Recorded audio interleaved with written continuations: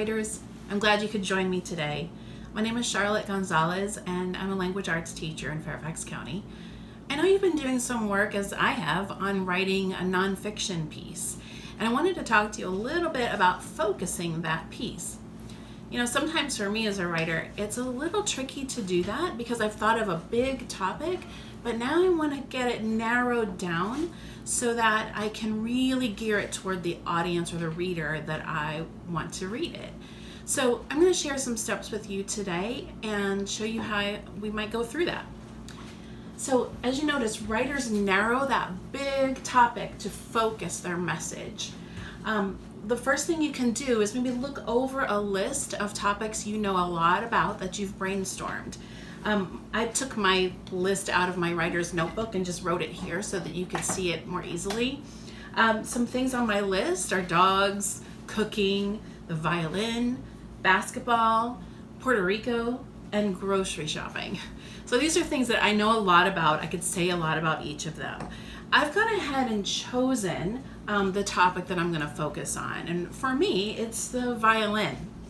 I know a lot about the violin. I've been playing it since I was 8 years old in 3rd grade, and there's a lot that I could teach someone about that. So my second step is that I want to ask myself, what am I most excited about teaching within this topic? I told you, I know a lot about it. I've been playing a long time. So there are many things that I could talk about. I could talk about the orchestra and where the violin plays and sits and its role in the orchestra.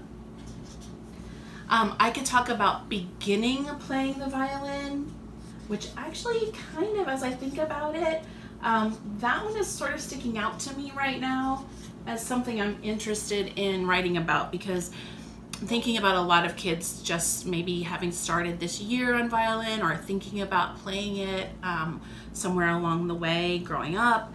The other thing I could talk about are the parts of the violin and how each one is important and produces the lovely sound. The other thing I could talk about are actually teachers and friends that you make. But let me talk about teachers that you might encounter when playing the violin and what their roles are, because there's a conductor is different than a private violin teacher, and so I could talk about that. I could also talk about some famous violins. There's some out there that are really quite famous and expensive and very well known and even kept in museums.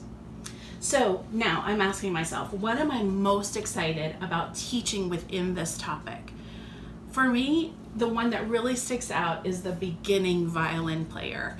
I was there myself at one time, and I remember having lots of questions about the violin itself, how to hold it. So I'm thinking that's where I'm gonna focus my piece. So here it is.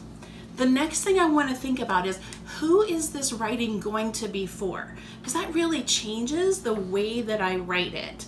I'm thinking that I'm going to gear it toward students who might be choosing to play the violin and give them some tips and some information about how it feels to start playing the violin, some important things to know.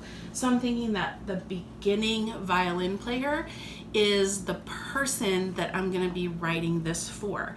That's different than it would be for maybe writing to parents and trying to convince them to let their child play violin.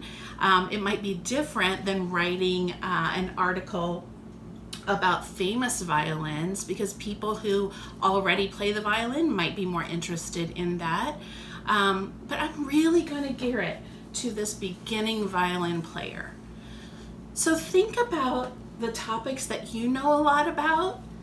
Make sure to choose one that you're really excited about and that you can say a lot about. Think about within that topic what you could teach. Zero in on maybe a part, just a part of that big topic. And then be sure to ask yourself, who am I writing this for?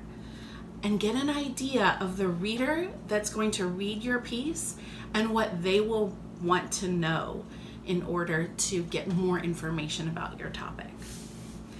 All right, so take a minute, do some thinking, put it in your writer's notebook or on a piece of paper, whatever you have. You can even talk through it with somebody at home. I hope you enjoy just thinking about and zeroing in on your topic.